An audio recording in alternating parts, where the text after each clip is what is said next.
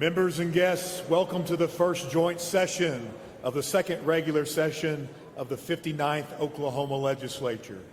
It is my pleasure to introduce the Lieutenant Governor of the state of Oklahoma, Matt Pinnell, to preside over the joint session.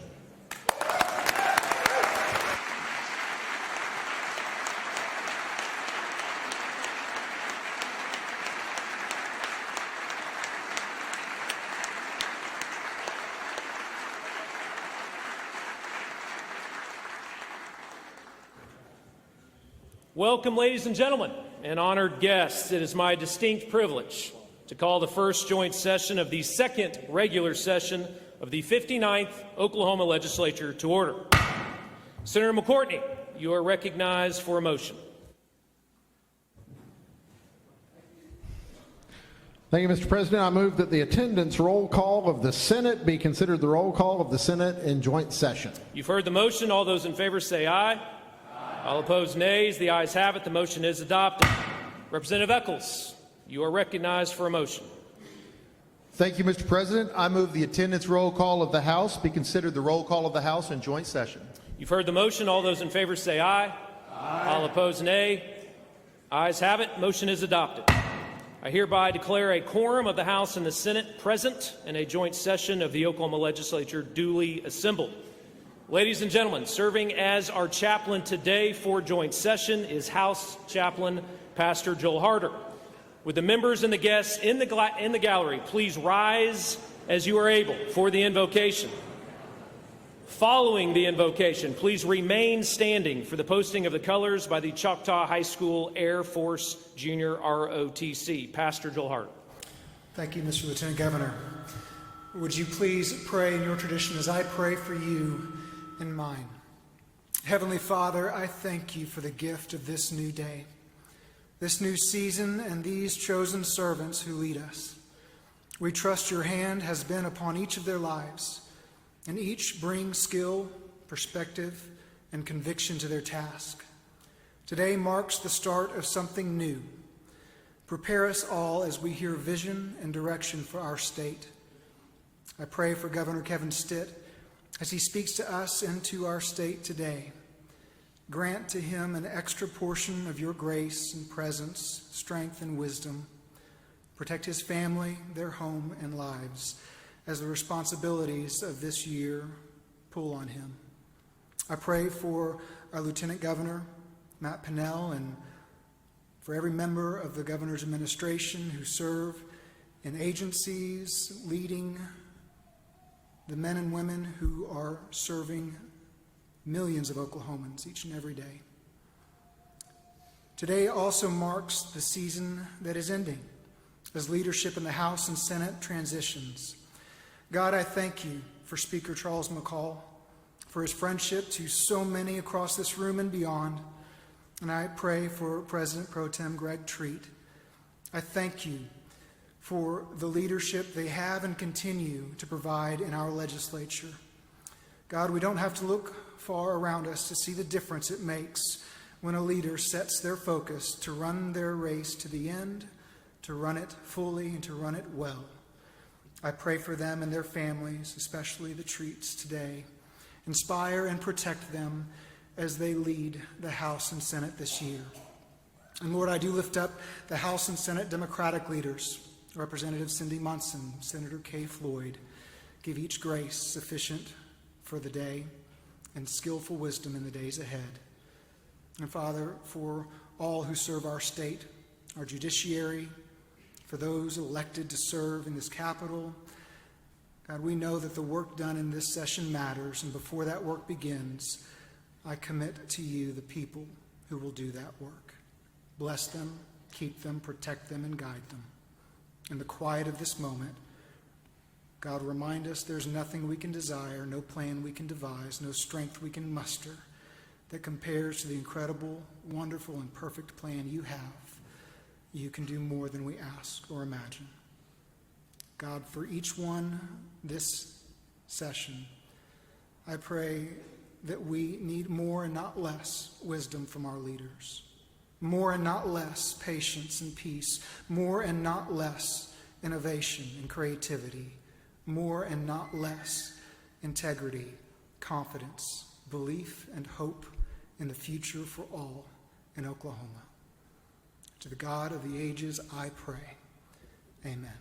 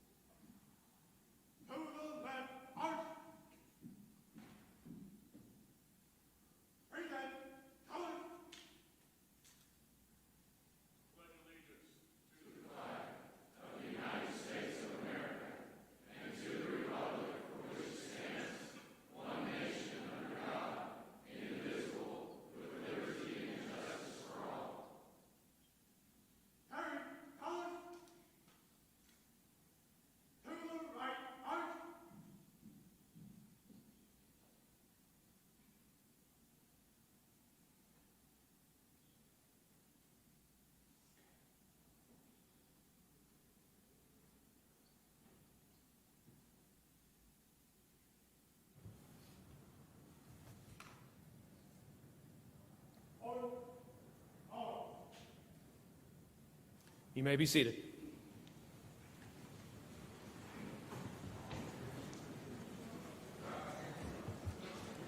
But not long. Ladies and gentlemen, please stand and recognize the officers of the executive branch and our statewide elected officials.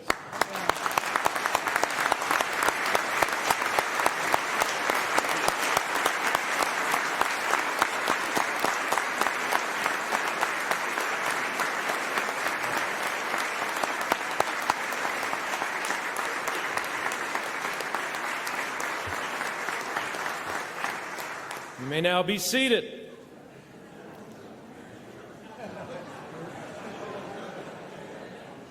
Ladies and gentlemen, it is my distinct pleasure to announce the arrival of representatives of each of our statewide courts. Please stand as you are able as the House and Senate Sergeant of Arms escorts the judges of the Court of Civil Appeals, led by Presiding Judge Barnes, the Court of Criminal Appeals, led by Presiding Judge Scott Rowland, and the Justice of the Supreme Courts, led by Chief Justice John Kane, into the chamber.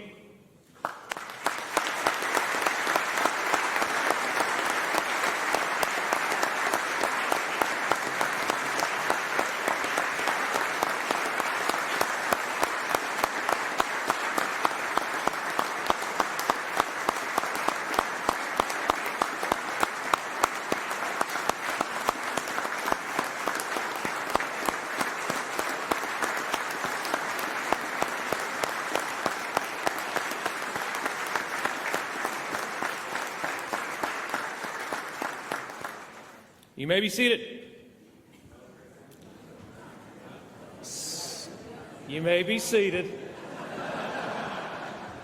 Senator McCourtney, you are recognized for a motion.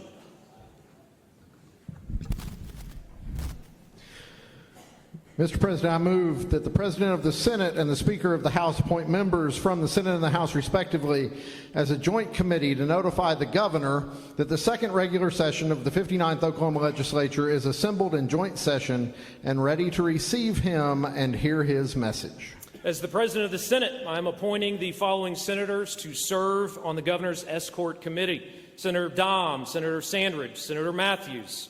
Speaker McCall appoints the following representatives from the House: Representative John Eccles, Representative Mark McBride, Representative Terry O'Donnell. The Chair recognizes Senate Sergeant of Arms Adam Kane for an announcement. Mr. President, the Joint Committee from the House and Senate, the Chief Executive, the Governor, the Honorable Kevin Stitt.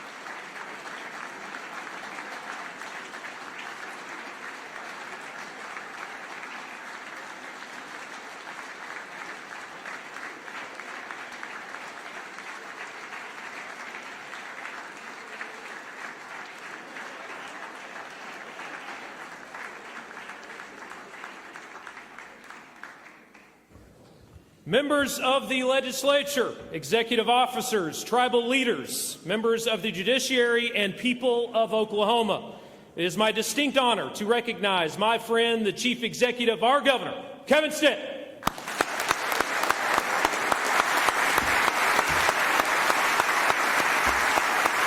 Thank you. Thanks so much.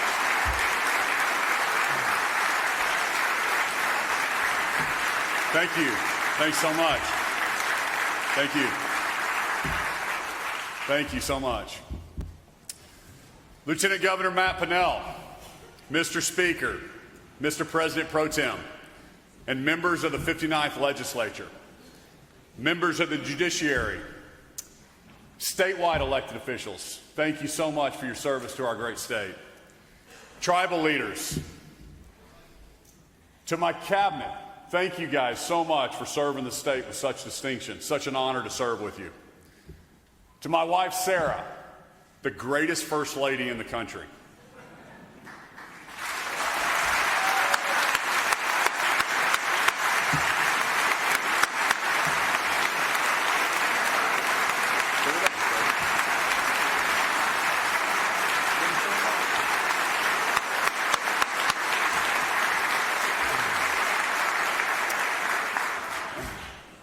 To my children who are with me today, and my son-in-law.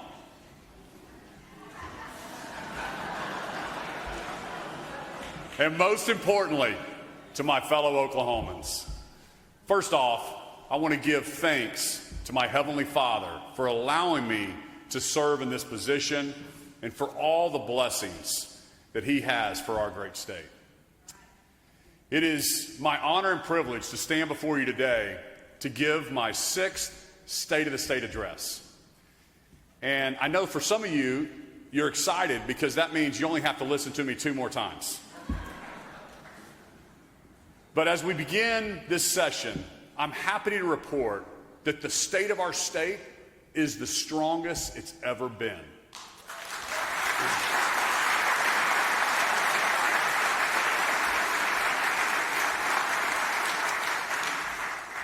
As part of our 6th session, I want to recognize, before we get started, Lieutenant Governor Matt Pinnell, President Pro Tem Greg Treat, Speaker Charles McCall, for all the hard work that they've done over the last 5 years.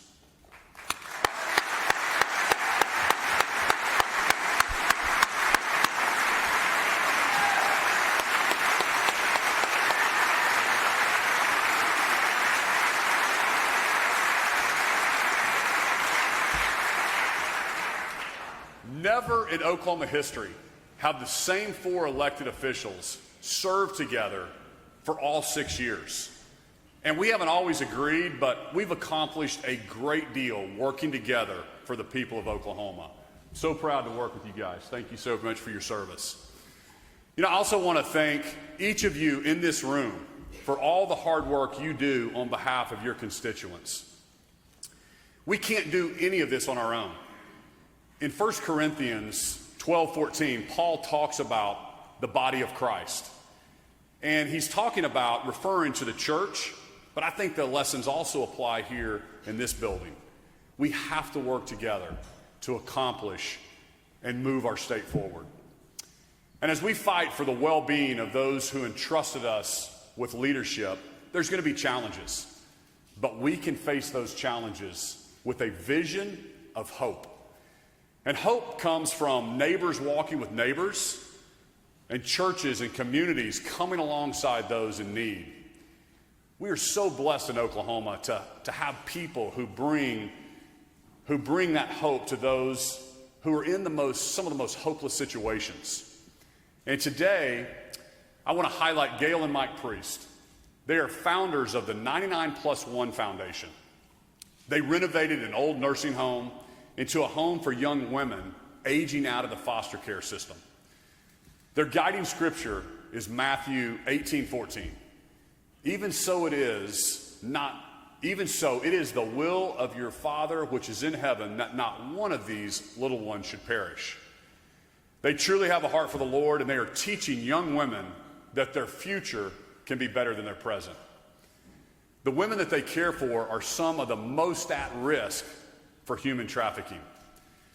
Send me legislation that further protects our most vulnerable populations from those who seek to exploit them.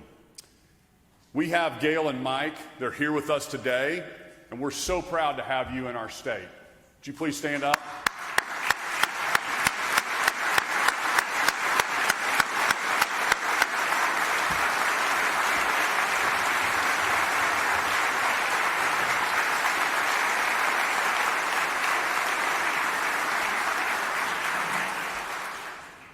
We know hope is not a speech or a government program, and that's why we started beaneighbor.org, to connect people in need with churches and nonprofits in their community.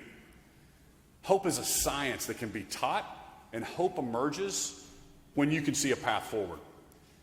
I'm grateful to my wife, Sarah, who started Hope Rising Oklahoma.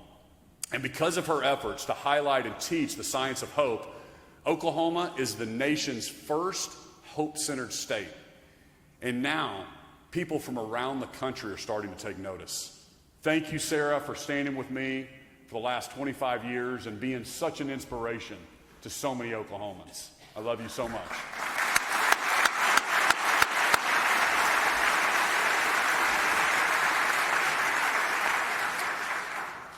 Hope comes from hard work, because we know that we are designed by our Creator to work, to provide for our families, and to contribute to society.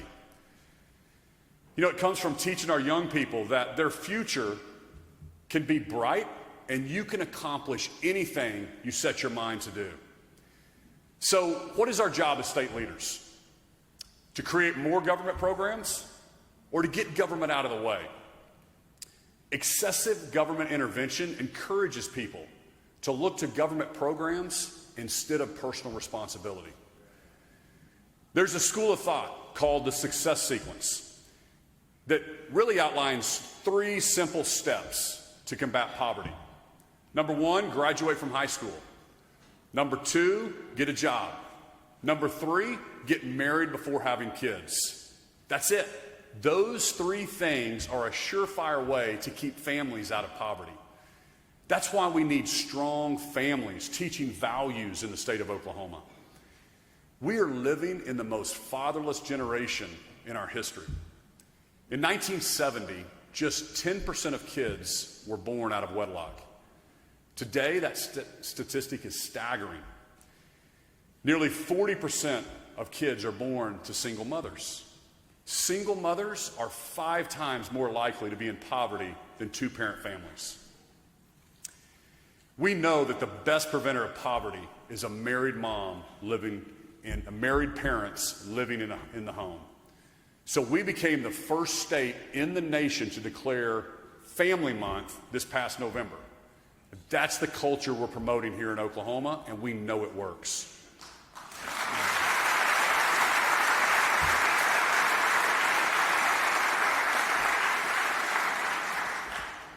In 2019, I addressed this body for the very first time, and I laid out a vision to make Oklahoma top 10 in everything that we do. And I said, the Oklahoma turnaround starts right now, and we are well on our way. We have gotten government out of the way. We've allowed families and businesses to thrive.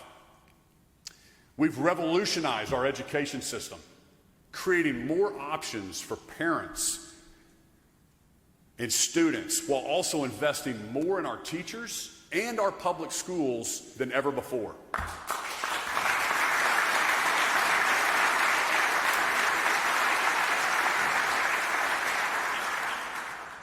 We've cut excessive regulations and made it easier for businesses to navigate state government. Since then, it has become even more clear to me, government is not the answer.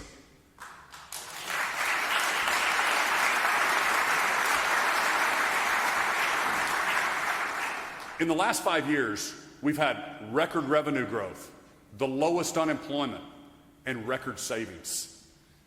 We are top 10 in real GDP growth. We're number 6 in lowest cost of living. We're number 8 in energy affordability. We have in Oklahoma an energy advantage because we're promoting our bedrock industries of oil and natural gas. We're also pioneering new forms of energy, and now we're number 3 in the country in wind energy production. We're securing the critical mineral supply chain right here in Oklahoma. And now we are top 10 in people moving to the great state of Oklahoma.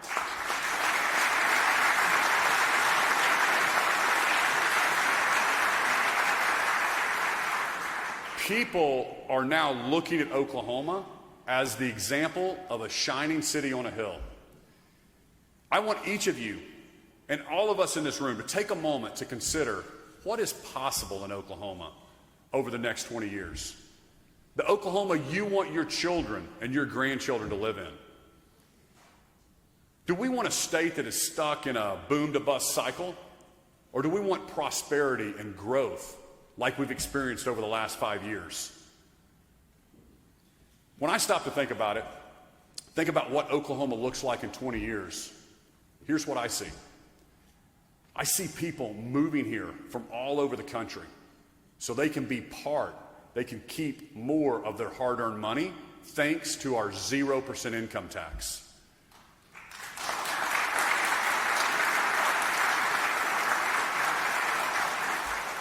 I see entrepreneurs flocking here, and we are the business headquarters capital of the world. Because of our energy advantage, we're the manufacturing, the AI, and the data center capital of the world. Our schools, our colleges, our universities are teaching kids how to think, not what to think. And students from all over the country are coming to Oklahoma to take part in the free flow of ideas. Our flagship universities have each grown to over 40,000 students, and they're the premier think tanks in their field. I see Oklahomans who take seriously the commandment to care for the widow and the orphan. I see a state where family values are foundational. I see a state where our communities are safe, and the Oklahoma standard is alive and well, and our state is thriving. But we can't let success make us complacent and forget what made the Oklahoma dream possible, which is free enterprise and individual liberties, not more government programs.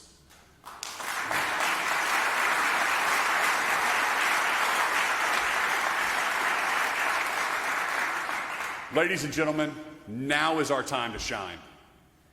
If we're a top 10 state, all boats will rise. Education, infrastructure, healthcare, quality of life. It's not that complicated. The economy is going to follow the path of least resistance. Our job is to make Oklahoma the state where it is easiest to start and grow a business. So let's talk about how to get there.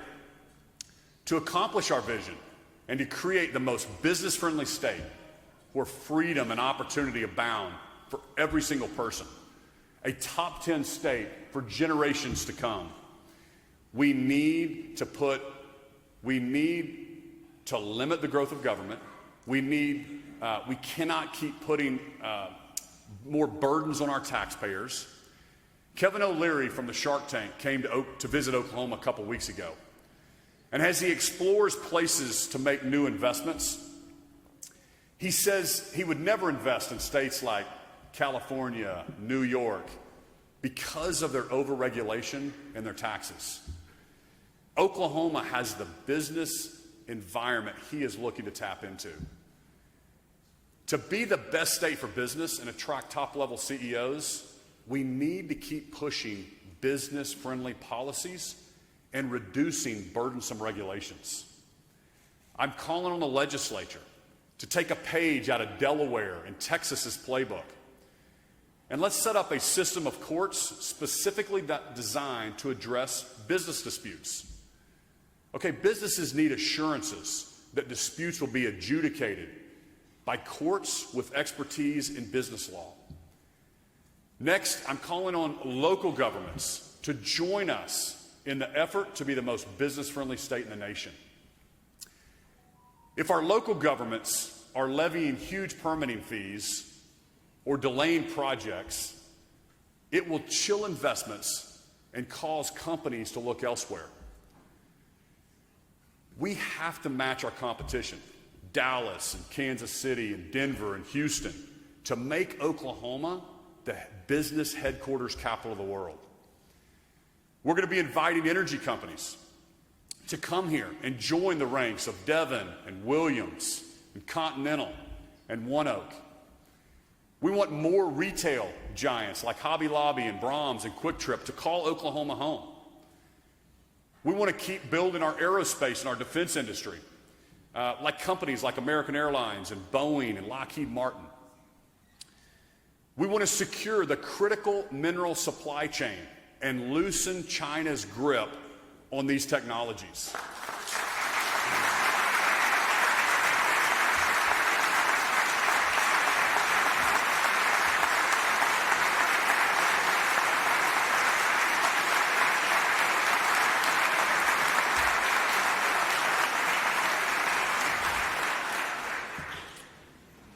I know we can do that right here from our backyard.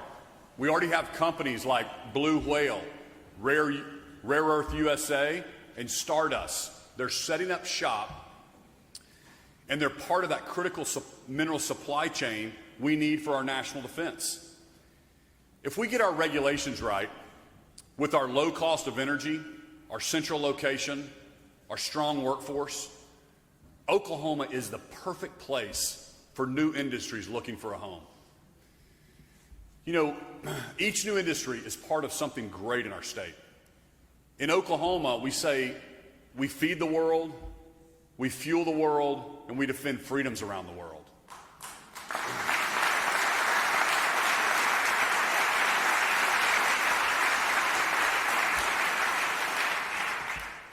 But let's make sure we have a sustainable government budget to solidify our prosperity for years to come. Listen to this.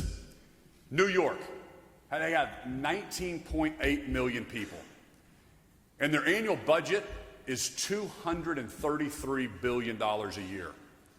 Florida, one of the fastest growing states, it's actually bigger than New York, with 22 million people. Their annual budget is half that, about $116 billion a year. Florida doesn't have an income tax. New York is at 10.9%. Last year, I called on the legislature to cut the personal income tax from 4.75% to 3.99%. I've called 3 special sessions to try and give Oklahomans a pay raise. Instead, our reoccurring expenses grew last year by over $1.14 billion. And that doesn't include one-time expenses like ARPA. You know, with record savings and surpluses, I'm asking us all, if not now, then when? In the 1990s, we were at a 7% income tax. So I'm renewing my call. Let's get us Oklahoma back on the path to zero. You've heard me say year after year, we don't need more taxes, we need more taxpayers.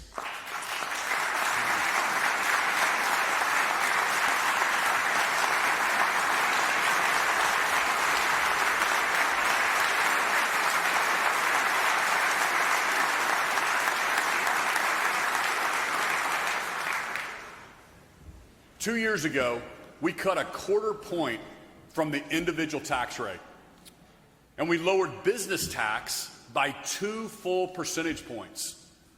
Since then, revenue collections have increased by $1.5 billion. That's been the trend after every tax cut we've passed. So I'll sign any tax cut that comes to my desk. Because as we have growth, it should be automatic to return excess to the taxpayers, not to seek out bigger government programs.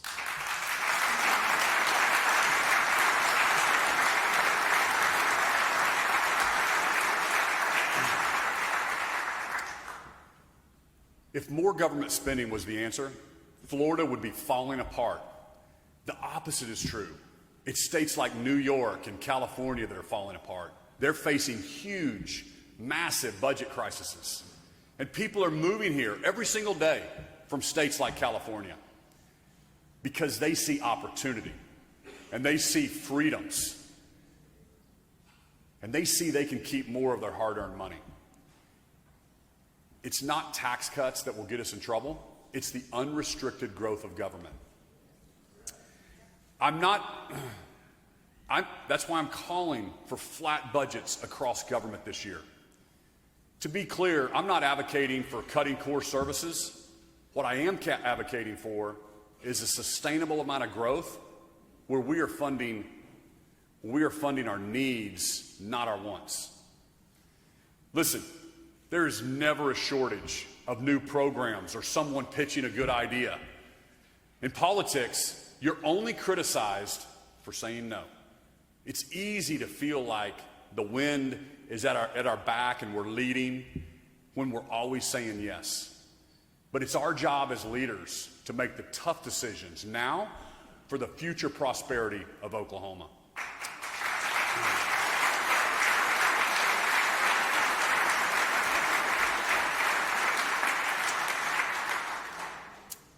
A strong economy is essential to being the most business-friendly state. But we also have to have an education system that meets our workforce needs.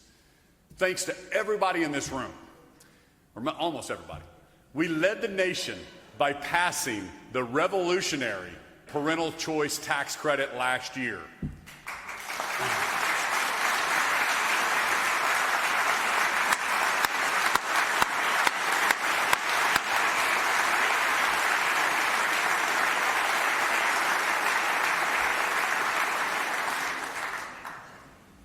Now, students and parents, they have more options than ever. Because we know God gave kids to their parents, not to the government.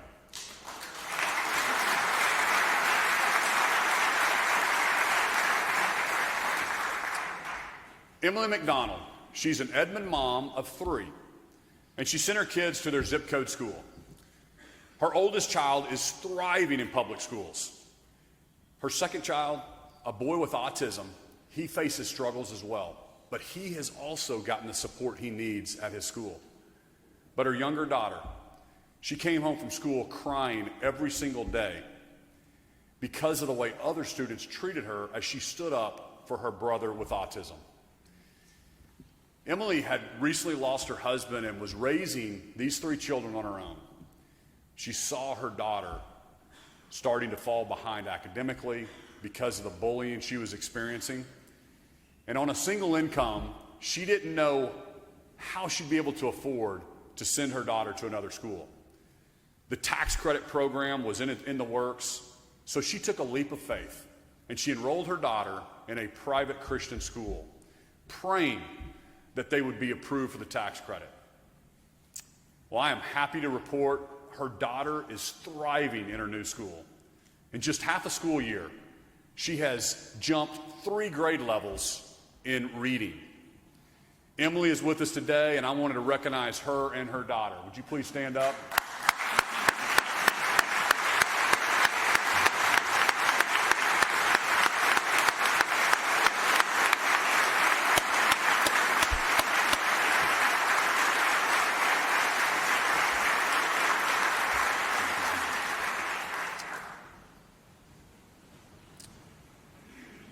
There are so many reasons parents may choose a different school that isn't their neighborhood school, and it's our job to make sure they have that freedom.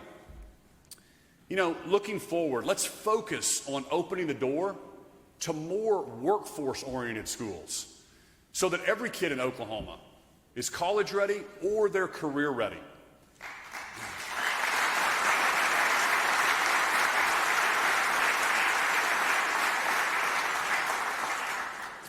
Let's empower community leaders to start new, innovative schools that are molded to the needs of our state and prepare our students for the future workforce. We want more schools that prepare kids for the workforce, like Cristo Rey, Dove Science Academy, or the Norman Aviation Academy. These high schools focus on career training instead of only focusing on college. The Norman Aviation Academy, it's a public school that gives students hand-on experience in the aviation industry. You know, students can work towards their pilot's license or their technical certificates in aviation maintenance, and they can leave school with great jobs with aviation companies right here in the state of Oklahoma. Cristo Rey, it requires kids to intern 1 day a week at different companies so they gain valuable work experience. Let's have more of these schools and be #1 in the nation in charter schools.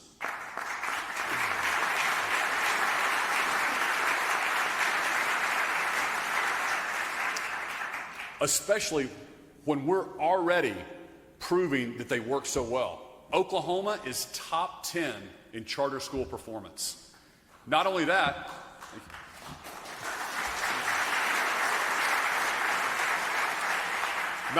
Oklahoma ranks #1 in the nation, #1 in the nation for smallest racial performance gaps in our charter schools.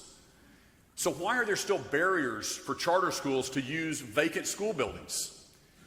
Let's put some of these vacant school facilities to use and get more high-performing charter schools up and running, especially in areas with poor-performing public schools.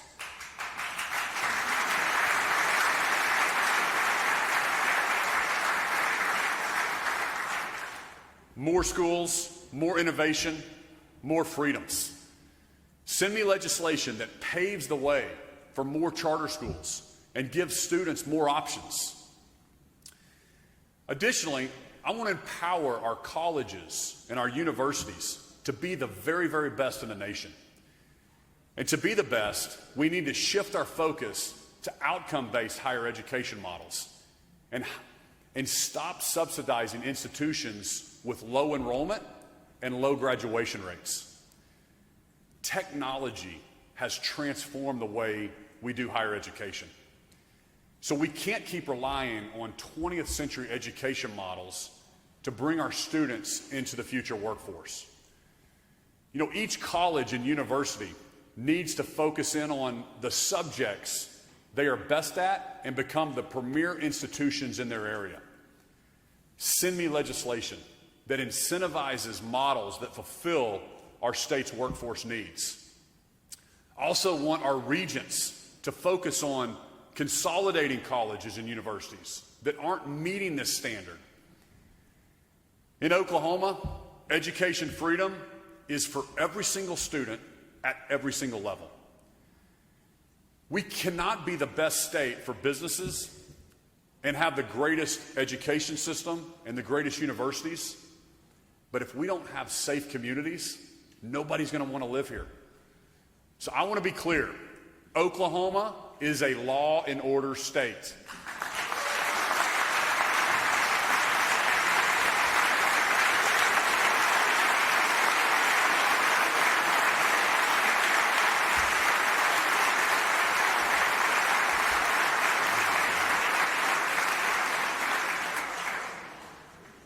We support our law enforcement. We punish criminals. We protect our citizens. I want to put criminals on notice. You're not welcome here. You will serve time.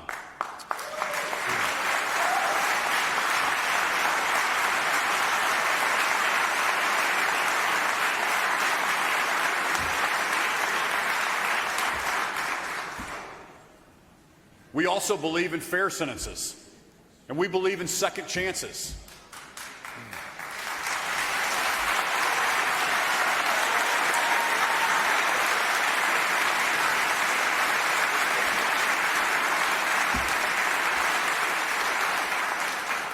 I knew I'd get the Democrats going in a second. We've worked hard to make sure we're prosecuting crimes and rehabilitating those with substance abuse and mental health struggles.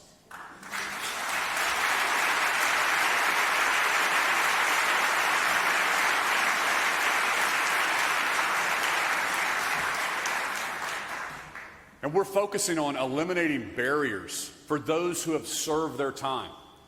With the efforts like the Stitt Act and our drug court system, we're now number 2 lowest in the nation in recidivism rates.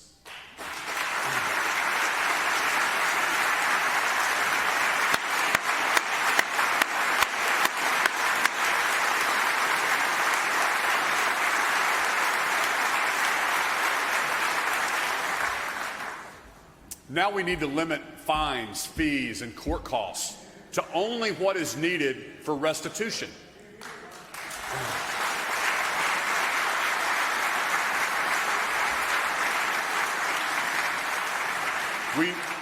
We need to address civil asset forfeiture.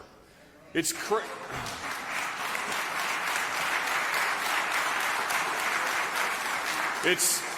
crazy to me that somebody can be pulled over, have their cash and their truck taken for an alleged crime, get acquitted of that crime, but never get their property back. That isn't fair, and we need to make sure that's not happening in the state of Oklahoma.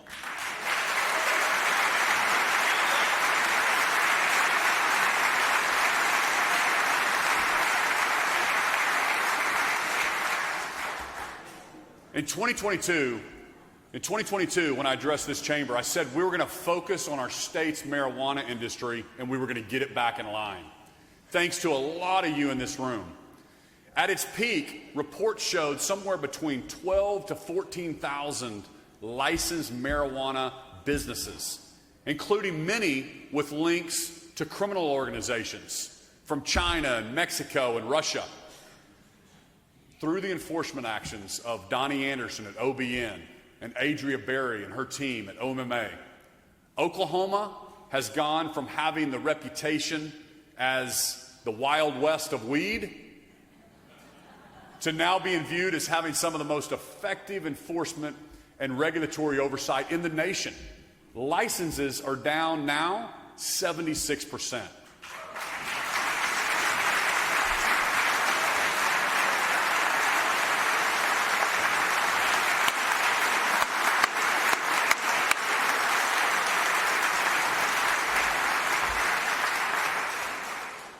We have to keep bad actors like the drug cartels out of the state of Oklahoma. And that starts with securing our country's southern border.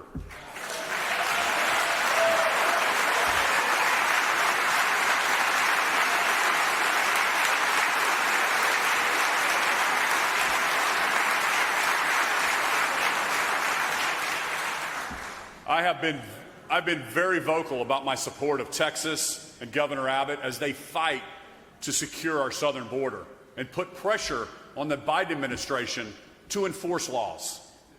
And I will continue to offer the assistance of the Oklahoma National Guard because we know that if we don't have a secure border, every single state is a border state. Let's take a moment now to recognize the service of those in our National Guard under the leadership of Major General Tommy Mancino. Many have answered the call of duty and deployed to the southern border of Texas and to Kenya and to Djibouti. We're so proud of their bravery and their commitment to serving our state and our nation.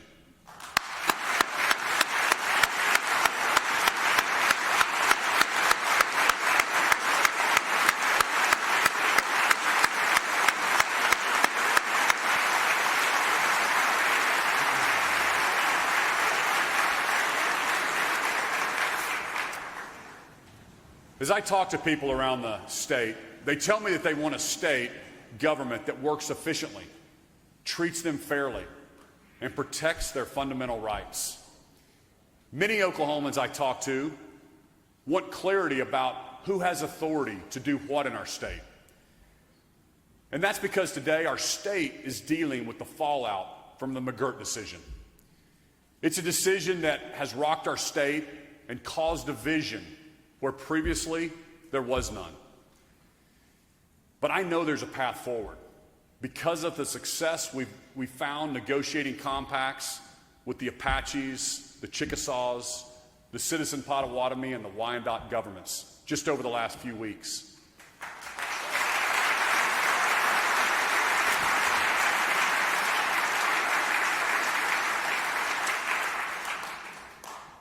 But we still need clarity. 3 years ago, in my State of the State, I asked a few questions stemming from the Supreme Court's decision. In 2021, I asked, do tribal members living in Tulsa and the eastern part of our state pay income tax? Today, there are tribal governments supporting a woman named Strobel in her lawsuit before the Oklahoma Supreme Court so she can be exempted from paying state income taxes.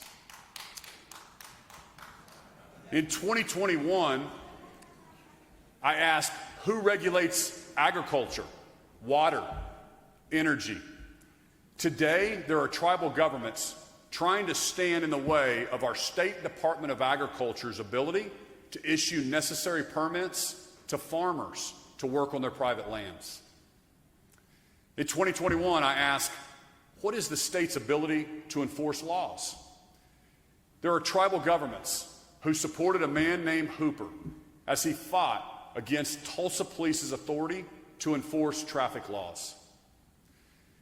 In 2021, I asked, who had the authority to make arrests and prosecute people?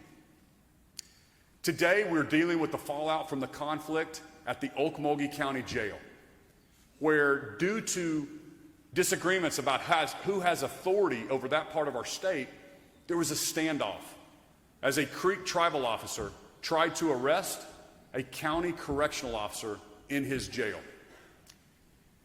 3 years after McGirt, we are still operating under a confusing and conflicting patchwork of jurisdiction across our state.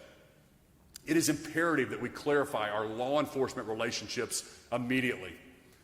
That's why I created the One Oklahoma Task Force to come up with cross-deputizations and jail agreements. I hope that this task force can work to find a solution that protects the safety of all 4 million Oklahomans, regardless of their race or their heritage. And I hope the tribes will choose to participate. In 2021, I said, it is critical, while embracing the tribal heritage of many Oklahomans, that we do not lose sight of the fact that we're all Oklahomans. We can't be a state that operates two different sets of rules, especially based on race. Here's the deal. Things are different in Oklahoma than they are in places like Arizona. Arizona has the Navajo Reservation. And it is true, tribal members who live on the Navajo Reservation do not pay taxes to the state of Arizona. But here's what's also true. The state of Arizona doesn't build roads on the reservation. They don't fund hospitals, they don't fund public schools or airports on the reservation. They don't send the Arizona Highway Patrol to enforce laws on the reservation. And there are tribal governments who want Tulsa and eastern Oklahoma to look like the Navajo Reservation. But eastern Oklahoma is different than the Navajo Reservation. And we have better outcomes for our tribal populations across the board. We've operated as one Oklahoma since statehood, and it's how we're going to operate for as long as I'm governor.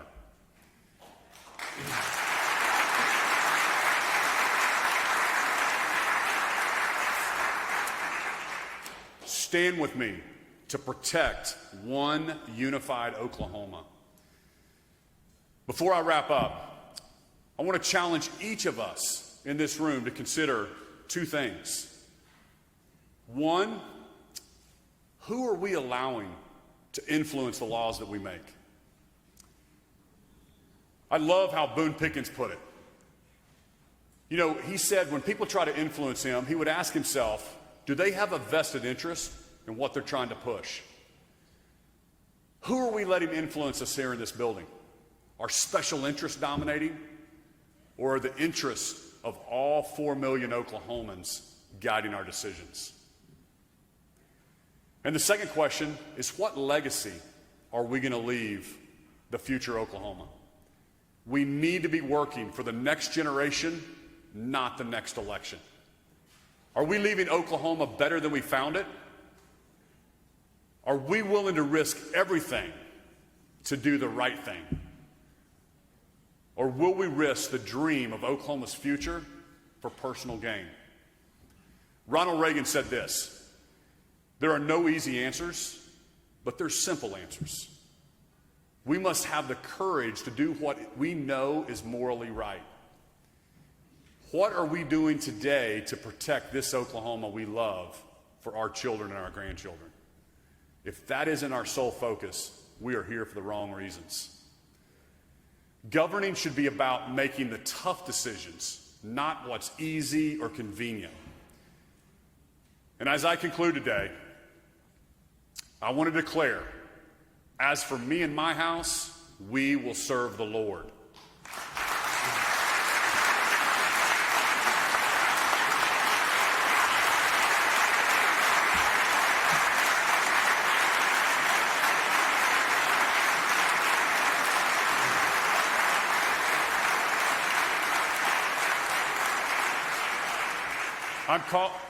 I'm calling on our businesses to serve God in the marketplace, our churches to serve God and people in their communities, our government officials to serve God by acting righteously and serving without partiality. We're making sure the next generation can live out their American dream, their Oklahoma dream. So let's go. God bless you, and may God continue to bless the great state of Oklahoma. Thank you very much. Have a great session.